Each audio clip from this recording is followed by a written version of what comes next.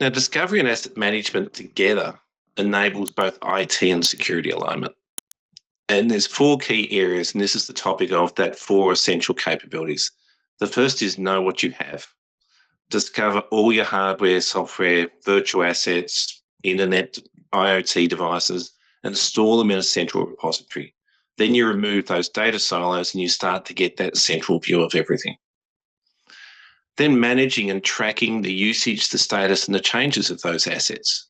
So from a new asset, from request all the way through to disposal.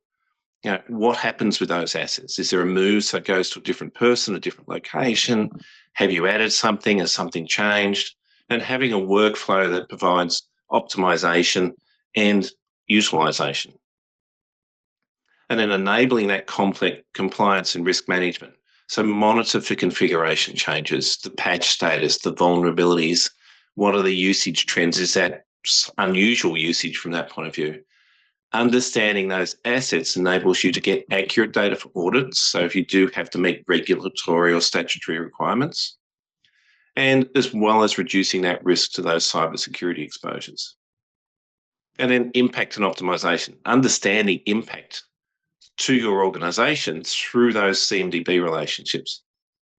So if I have an issue with one of my, some assets, what's the actual impact to the business? Is it impacting my front of house point of sale, or is it simply a back house system which maybe has a less priority from your point of view? And also being able to understand your software and spend analysis to give you clear insights so that you can optimize any software spend.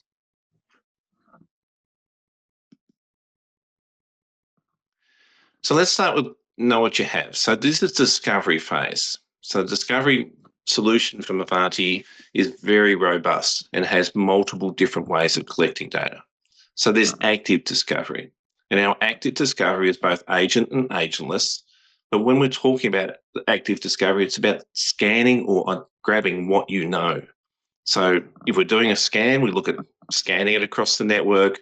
We leverage industry standard concepts such as WMI, ICMP, NetBIOS, SNMP, grab the information. So we'll do a scan on a regular basis across different parts of the network.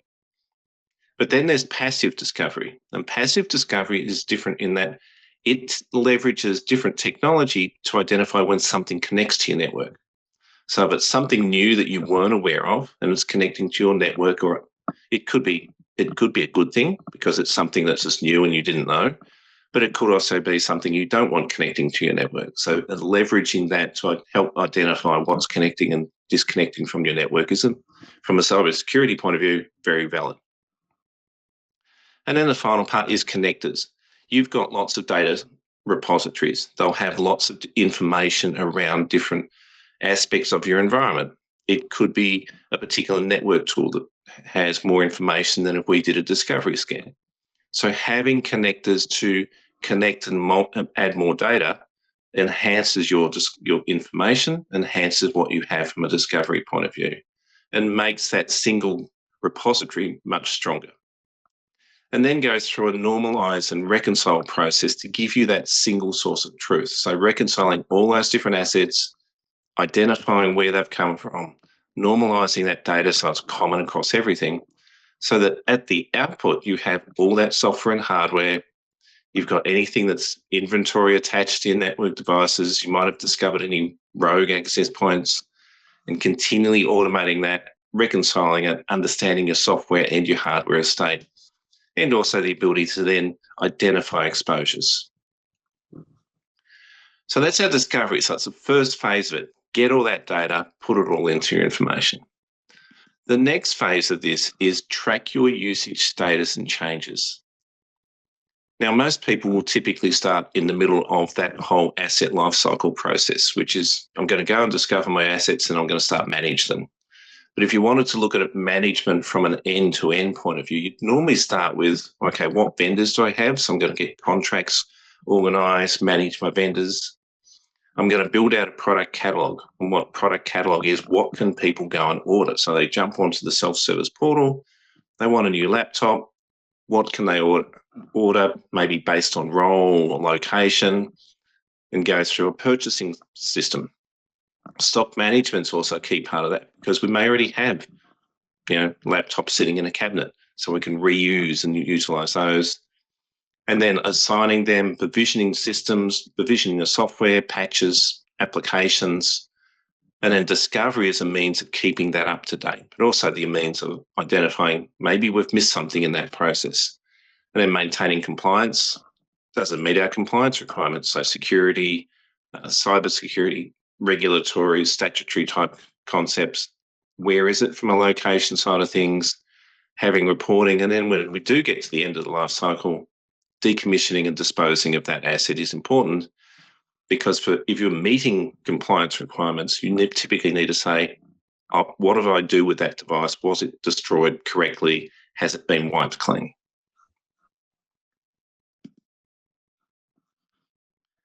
And then to enable compliance and risk management, there's three things that really come into play there. First is the identification. So what is my exposure and vulnerabilities across assets? Understanding what assets are impacted, their severity and their risk, and doing that intelligently so that we get a risk-based prioritization. We're not doing it just, okay, this week we've got 10 issues we need to resolve. Maybe we only need 2 that they actually that are really a risk to our environment. The others are, yes, they're in the industry, but they don't impact our environment. And then going through a remediation. What is that remediation process? Having the simplified identification because of our risk-based prioritization. Work on what is most important, and then validating that remediation. So have we resolved all the issues? Do we have a gap in our environment now? And then if we're aligning with governance, risk and compliance requirements across our statutory and regulatory requirements, tracking those assets against risks, aligning controls and policies to those assets so we understand what assets have to meet what requirements, because you may have different regulatory requirements across different assets, and then reporting on that compliance or exceptions so that if you did go through an audit process, you have that information clearly identified to pass an audit, for example. And then the impact and optimization. So issue impacts, identify the impacted services based on the assets with the issues. So if I've got an asset that's impacting something, what business services does that impact? Is it one or is it multiple? Maybe the impact is small because it's part of a cluster of devices, so it's not as big an impact. Prioritizing that asset remediation, because now we understand the impact. If it's, as I said, impacting our point of sale and we can't work, then we want to get that fixed quicker than not. And also when we're making changes, what's the change impact? So if I'm going to turn that device off for a period of time to go and do maintenance on it, what is it going to impact? And that can then drive approvals. It can also drive the time that we can do that change. And then having those insights and being able to optimize what we're looking at. So optimize the assets through reuse or reallocation. So maybe it's a device that's been handed back, but it could be reused by someone else. What software is not being reused or being used correctly? Just because it's installed doesn't mean it's been used. So you could reallocate that software to someone else and get that and optimize my software assets. Having that in-depth software inventory helps from a cybersecurity and a patch management side of things. And then it's warranty and support information. So I don't want to have to go and support something that's not go and try and fix something that's not under support. So if I can, what can I do with that information? So the support desk can look at it, see it's out of support, and maybe go and get a completely new asset rather than go and try and repair what they've got.